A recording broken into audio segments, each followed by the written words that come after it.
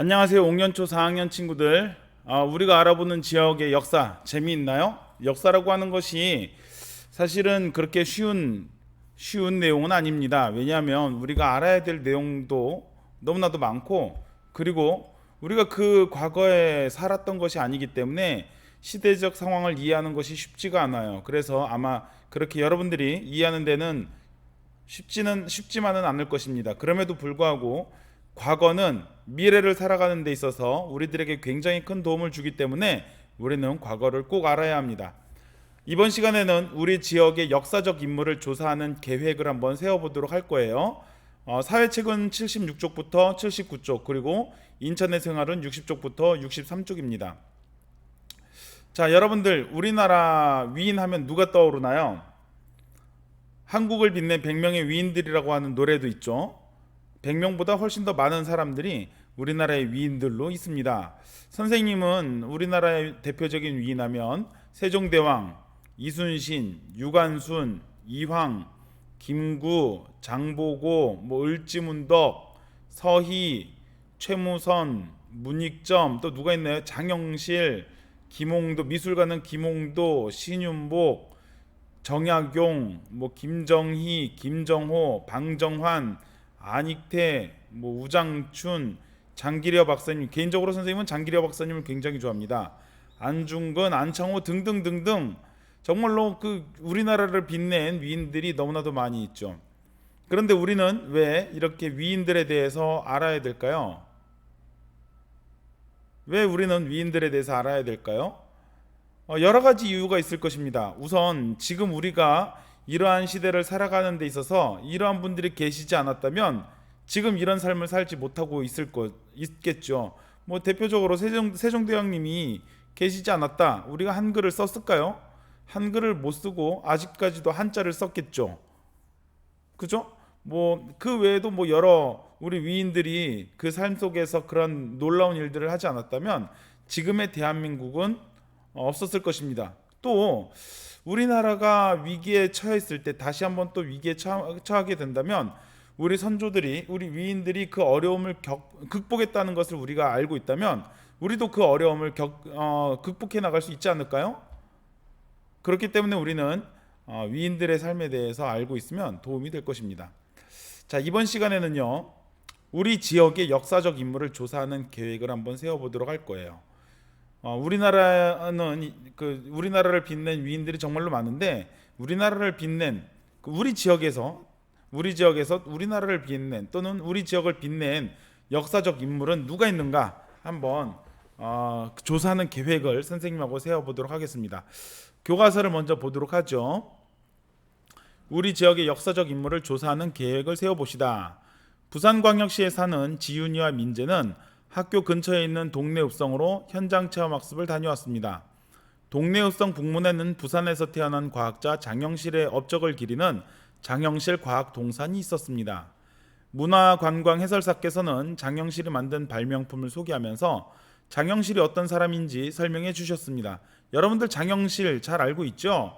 조선시대의 대표적인 실학자이면서 여러 가지 건축할 때에 굉장히 과학적인 원리를 도입을 했을 뿐만 아니라 그리고 세종대왕과 더불어서 우리나라의 조선시대의 과학기술을 아주 높였던 그런 대표적인 인물입니다.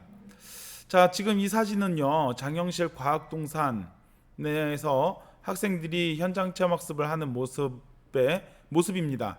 가운데는 아마도 해설사 또는 선생님이신 것 같아요. 그리고 그 주변에 있는 친구들이 이 선생님이 하는 설명들을 열심히 받아 적고 있습니다. 자, 여러분, 장영실 과학동산은 어떤 곳이죠? 어떤 곳일까요? 네, 장영실을 기념하는 곳이죠.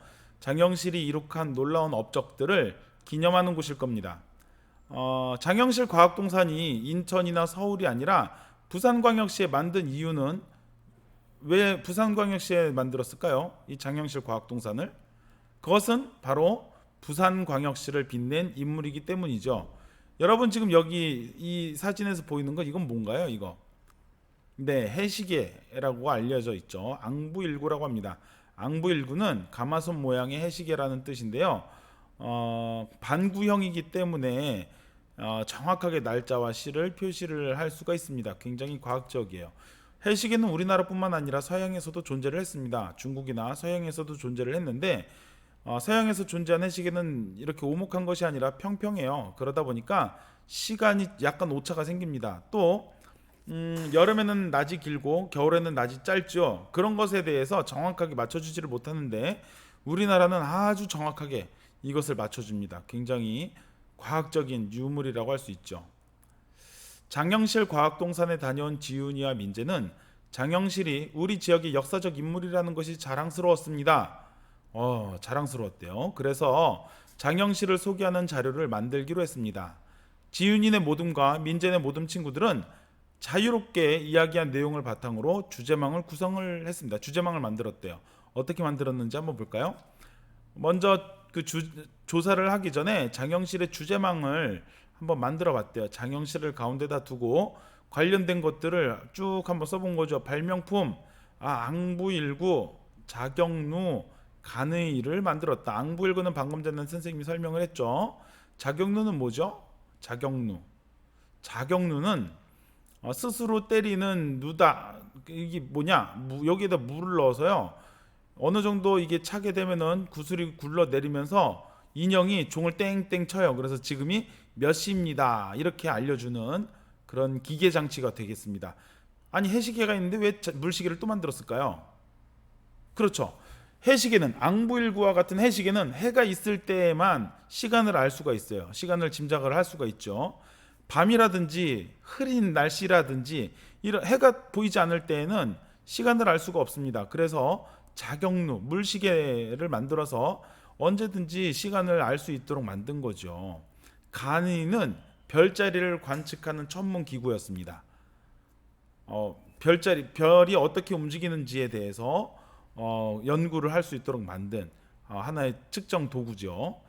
그다음 장영실의 일생도 알아보았네요. 세종대왕님이 나왔네요. 세종대왕과 함께했던 것이 나와 있고요. 그 다음에 어린 시절, 어린 시절은 또 어른이 됐을 때 모습과 차이가 좀 있습니다. 태어난 곳이 어디인지에 대해서도 알아보겠다고 하네요. 신분이 노비에서 양반으로 바뀌었어요. 원래는 노비 출신이었습니다. 노비였지만 굉장히 뛰어난 기술을 가지고 있었기 때문에 노비의 그 신분에서 벗어나게 돼요. 그리고 나중에는 그 벼슬까지 하게 됩니다. 자, 그래서 이 친구들이 이렇게 조사를 한다고 합니다. 주제가 장영실의 위대한 발명품을 찾아서 라고 주제를 정했고요. 더 알아보고 싶은 내용을 이야기를 해보자고 했어요. 그래서 장영실의 발명품에는 어떤 것들이 있을까? 장영실의 발명품이 왜 훌륭할까? 훌륭한 까닭은 무엇일까? 장영실이 발명품을 만들게 된 이유, 까닭은 무엇일까? 그리고 더 알아보고 싶은 내용 뭐가 있을까? 이렇게 이야기를 하고 있네요. 자, 그래서 민재네 모둠에서는 친구들과 함께 장영실의 발명품을 조사하려고 합니다. 역할을 분담을 했네요. 업적을 조사하고 조사한 자료를 정리하고 발명품 사진을 찍고 발명품과 관련된 장소를 찾아보는 이런 역할을 지금 나누었네요. 그러나 여러분들은 지금 온라인 학습 기간이기 때문에 친구들하고 이렇게 역할을 나누지를 못하죠. 그래서 여러분들이 스스로 해결을 해야 됩니다. 자, 그래서 계획을 이렇게 세웠네요. 주제는 장영실의, 이거는 민재네 모둠에서 한 거예요. 민재네 모둠은 장영실의 발명품에 대해서 조사를 했대요. 활동 내용은 장영실의 업적을 찾고 장영실이 발명품을 만들게 된 까닭을 알아보겠다고 합니다. 그리고 장영실의 발명품이 우수한 까닭을 조사를 한다고 하네요. 어떻게 활동을 할 것이냐? 첫 번째로는 인터넷 검색으로 장영실의 발명품과 관련된 자료를 수집하겠다고 했습니다. 장영실 과학동산에서 자료를 수집을 한다고 하네요. 역할은 앞에서 나왔던 것과 똑같죠. 자료의 출처를 밝히고 답사를 갈 때는 안전하게 이동한다. 이런 주의할 점까지 아주 세세하게 계획을 세웠네요. 자, 그러면 이번에는 지윤이네 모둠에서는 어떻게 조사를 할 건지 계획을 세웠는지 한번 보도록 하죠. 지윤이네 모둠에서는 과학자 장영실의 일생을 주제로 조사 계획서를 썼네요.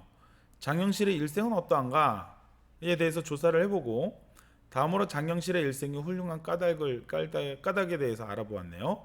어떻게 했는지 이게 굉장히 중요합니다. 도서관에서 장영실의 위인전을 찾아서 읽어봤고요. 그다음 장영실 과학동산에서 자료를 수집을 한다고 합니다. 주의할 점, 모든 활동 계획은 모든 친구들과 함께 세운다. 자신의 역할에 책임감을 가지고 열심히 준비한다. 뭐 이런 내용이 되겠네요. 자, 그러면 여러분들 그 인천의 역사적 인물 조사 계획을 세우기 전에 우리 인천에는 어떠한 역사적 인물이 있는지 먼저 알아봐야 되겠죠. 여러분들 인천의 생활에 잘 나와 있습니다. 인천의 생활하고 같이 한번 보도록 하죠. 자, 어떤 인물이 소개되어 있는지 선생님하고 같이 한번 알아보도록 할게요. 첫 번째는 비류입니다. 비류에 대해서는 지난 시간에 선생님이 설명을 했죠. 전설 속의 인물이에요. 실존했는지 사실 실제로 존재했는지에 대해서도 역사학자들 간의 의견이 좀 분분합니다. 실제로 존재했던 인물이다. 아니다. 그런 집단이었을 것이다. 이런 의견이 약간 분분합니다. 어쨌건 전설 속에는 남아 있어요. 전설 속에서는 비료라고 하는 인물이 고구려의 건국 시조인 주몽의 아들로 기원전 18년, 그러니까 지금부터 2000년이 훨씬 전이죠. 2003, 40년 전에 미추홀의 나라를 세웠다고 전해지죠. 미추홀은 지난번에 선생님이 이야기했던 것처럼 인천 지역의 옛 이름입니다. 미추홀국 나라를 세운 거죠. 비류에게는 또 다른 저희 동생이 있다 그랬죠. 누구였죠? 네, 지난 시간에 선생님 이야기 잘 들었으면 기억이 날 겁니다. 온조죠, 온조. 온조는 한강 근처 하남에 나라를 세웠죠. 나중에는 백제가 되는 나라가 됩니다.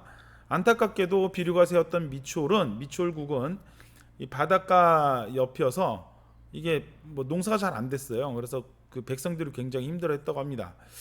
그거를 사실 백성들도 알았어요. 백성들은 여기 인천 지역보다는 서울 지역이 더 농사가 잘 될 거다라고 알았지만 이 비류가 바다가 좋았다고 합니다. 바다를 좋아해서 굳이 바닷가에다가 나라를 세우려고 했대요. 그러다 보니까 백성들의 원망을 좀 많이 들었었죠. 자, 다음은 이규보입니다. 이규보. 고려 후기의 문신이자 뛰어난 문장가로 살아있을 때에 7, 8천여 수에 이르는 시를 지었다고 합니다. 아우, 정말 대단하죠.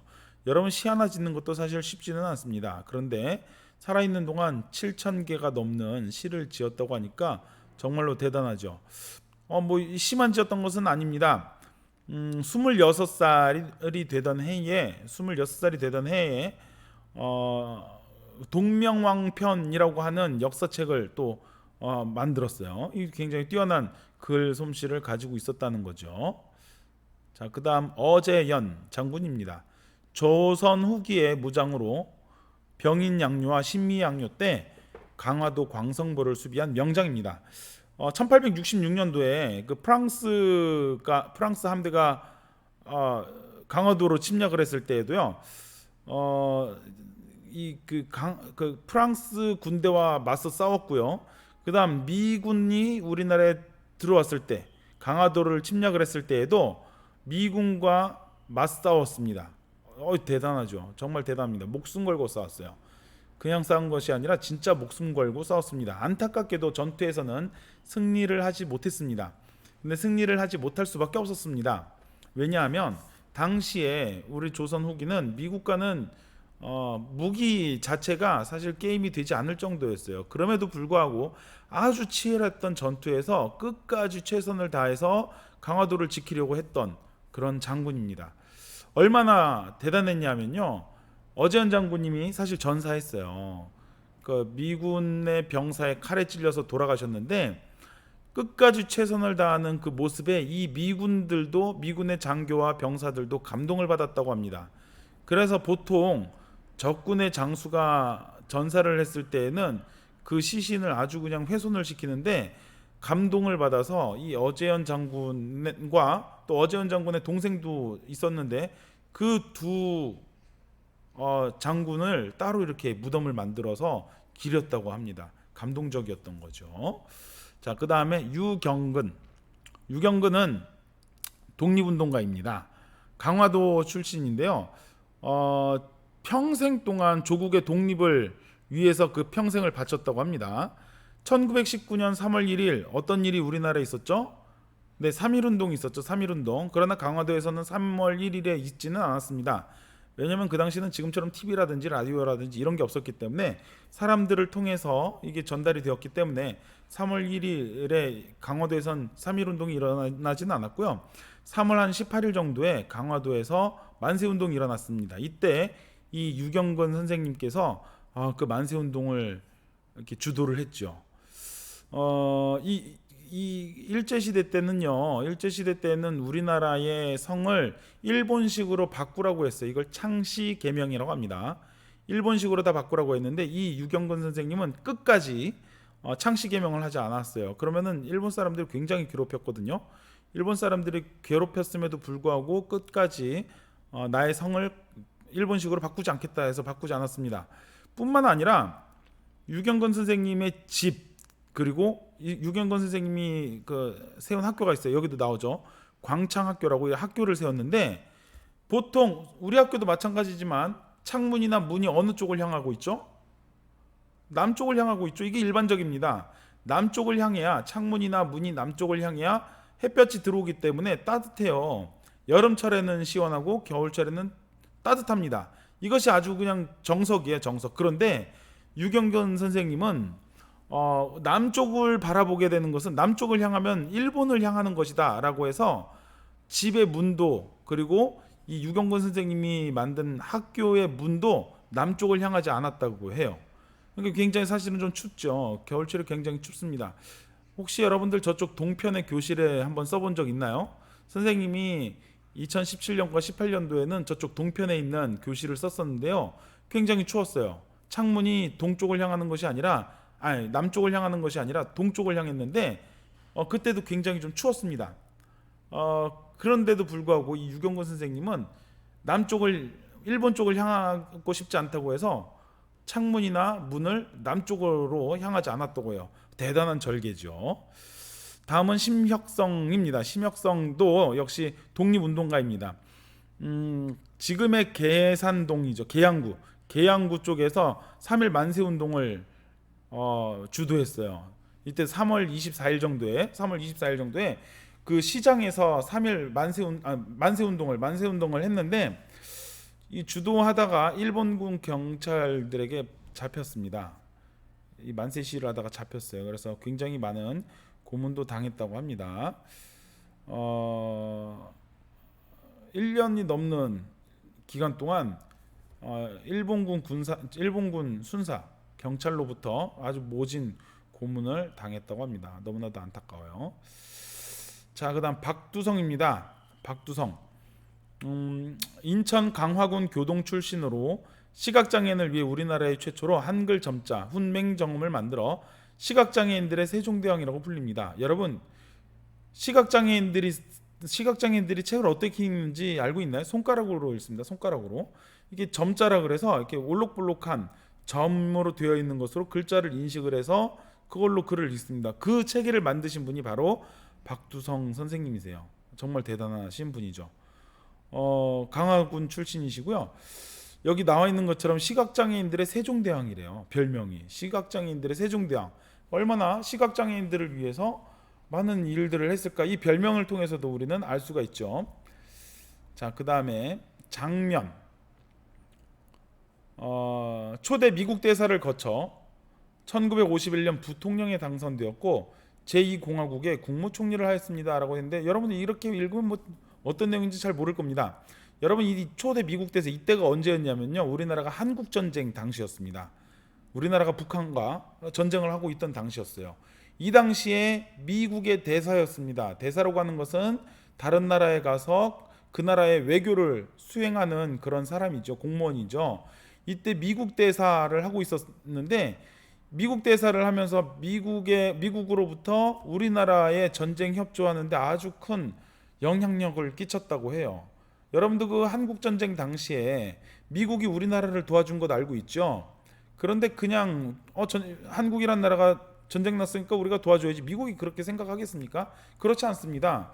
우리나라에 영향력 있는 정치인들이 미국 대통령에게 요청을 해서 그 요청이 수락이 되었기 때문에 전쟁에 도움을 받을 수 있었던 거죠. 아주 중요한 역할을 했던 분입니다. 이 장면이. 뿐만 아니라 1951년에는 부통령에 당선이 되었고 나중에 이 당시에 대통령은 여러분들 그 누군지 알고 있나요? 우리나라 초대 대통령 이승만 대통령이었는데 이 이승만 대통령이 나중에 그 부정선거로 하야를 하게 됩니다. 국민들이 요구를 했죠. 이승만 물러나라. 부정선거 한 이승만 물러나라. 이렇게 요구를 했기 때문에 이승만은 대통령직을 그만두고 물러나게 됩니다. 그러면서 우리나라는 대통령제가 아니라 잠시 의원 내각제를 했었어요. 대통령이 있기는 있었지만 대통령이 가지고 있던 막강한 권한을 국회의원들이 나누어서 가지는 일이 생기게 되었죠. 그러니까 당시에도 대통령은 있었지만 사실 대통령은 권한이 그렇게 많지가 않았어요. 이때의 국무총리라고 하면 그 당시 최고의 권력을 가지고 있었던 사람이에요. 그러니까 지금의 대통령과 같은 그런 권한을 가지고 있었던 분입니다. 자, 그리고 고유섭은 한국의 미술사 및 미학 연구의 기반을 마련을 했는데요. 이 고유섭 선생님은 사실 미술 쪽으로는 우리나라에 굉장히 그 영향력을 끼쳤던 분입니다. 미술 역사의 학자예요. 미술 역사. 우리나라의 미술 역사에 대해서 아주 큰 영향력을 끼쳤습니다. 그리고 유희강 선생님은 서예가예요. 여기 한번 보세요. 추사 김정희 이래 최고의 서예가로 평가받고 있다라고 돼 있죠. 우리나라 최고의 서예가, 붓글씨 쓰는 최고의 서예가는 김정희 선생님입니다. 김정희. 여러분들 이 김정희 선생님의 서예 붓글씨는요, 중국에서도 칭송을 받았어요. 중국에서도. 당시는 김정희 때는 한자를 쓰던 때였잖아요. 그런데 중국 사람들이 무시를 합니다. 아, 니네가 한자를 잘 쓰면 얼마나 잘 쓴다 그래. 붓글씨 잘 쓰면 얼마나 잘 쓴다고 해. 라고 해서 왔는데 그 중국의 사신들이 왔는데 추사 김정희의 글씨를 보고 감탄을 했다고 합니다. 세상에 이렇게 힘있고 기백이 있는 글씨가 있다니 라고 하면서 중국에서도 그렇게 추앙을 하던 김정희 선생님이었습니다. 그런데 그 이후에 최고의 서예가로 평가받고 있는 분이 유희강 선생님이세요. 우리 학교 근처에 인천시립박물관이 있는데 그 인천시립박물관 관장도 했었습니다. 70년대. 이경성 박사님은 인천시립박물관을 만드셨던 분이에요. 1946년, 그러니까 우리나라가 해방이 된 직후죠. 우리나라가 해방이 되고 나서 얼마 지나지 않았을 때, 그러니까 우리나라가 제대로 정비가 되어 있지도 않을 때에 인천시립박물관을 개관을 했습니다. 선생님이 알고 있기로는 시립박물관으로서는 최초라고 해요. 국립박물관은 있었지만, 그러니까 나라에서 관리하는 박물관은 있었지만 시에서 관리하는 그런 박물관으로는 최초였다고 합니다.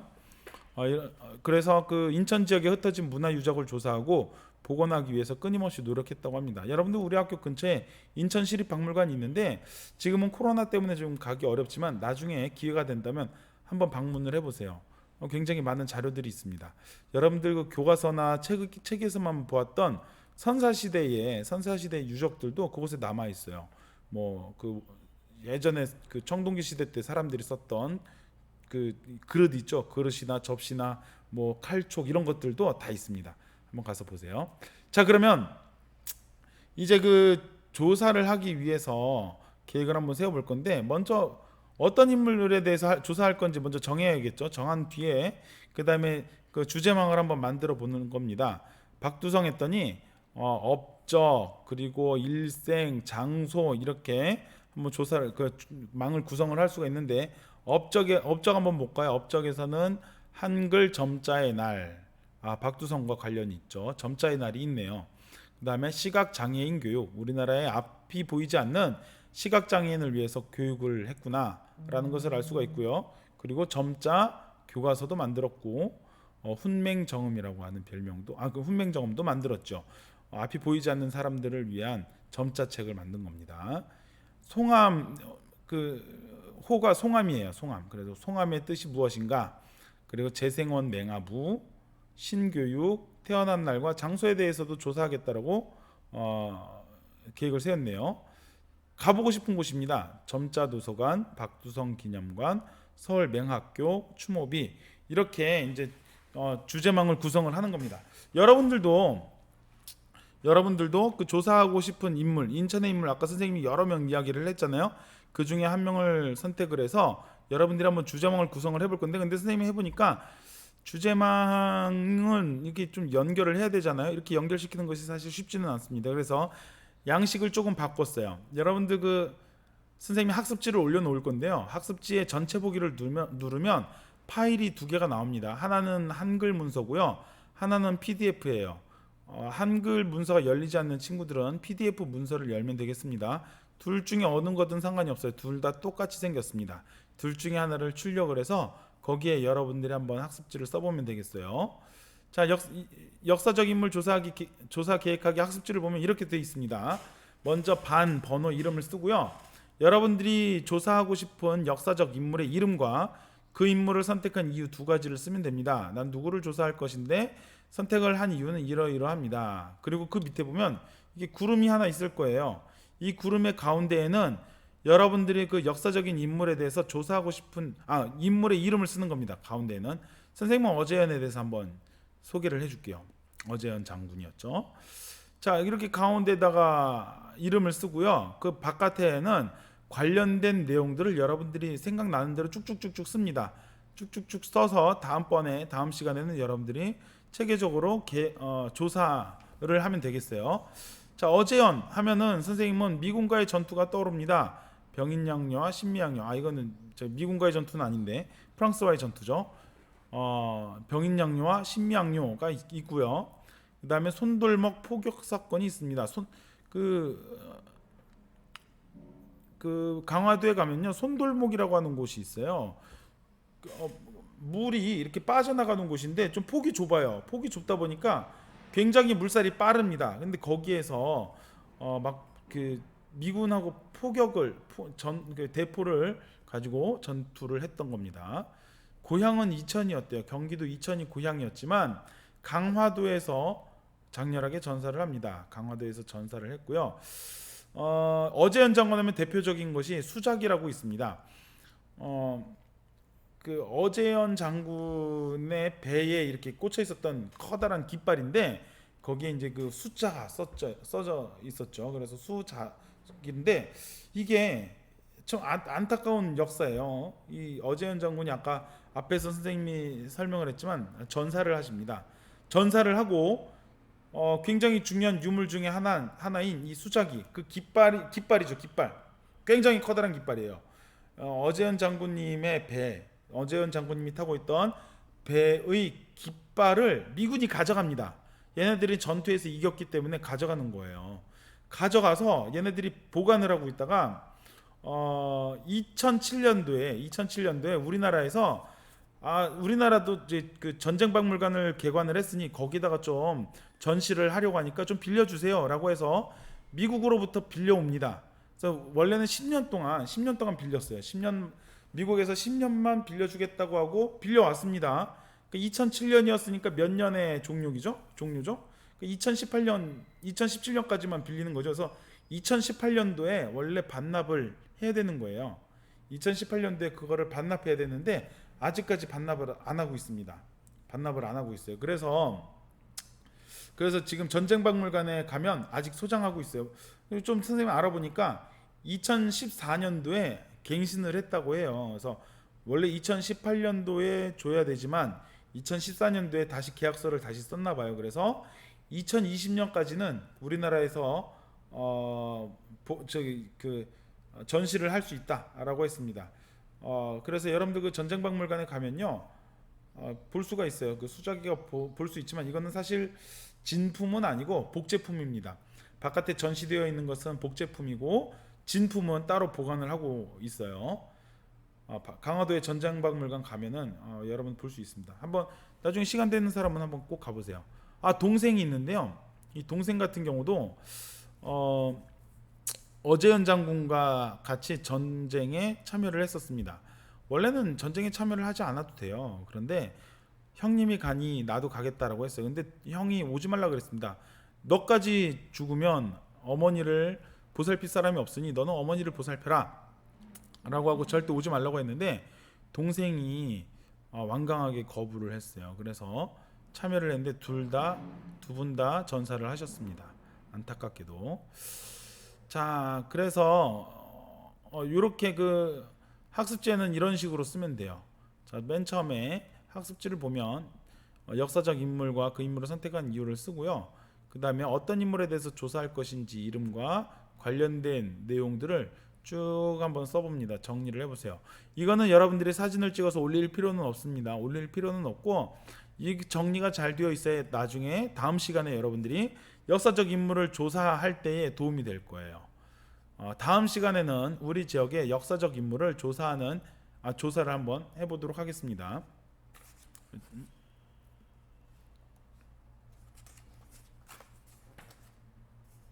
선생님 이거 좀 잘못 썼는데, 조사는 계획을 세워보는 것이 아니라 우리 지역의 역사적 인물을 조사를 한번 해보도록 하겠습니다. 이거 조금 수정을 할게요.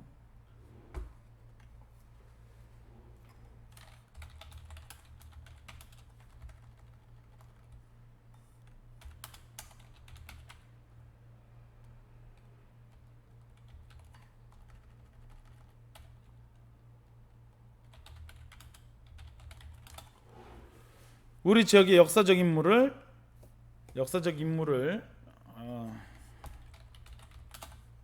조사해 보도록 하겠습니다. 네, 수고 많았습니다.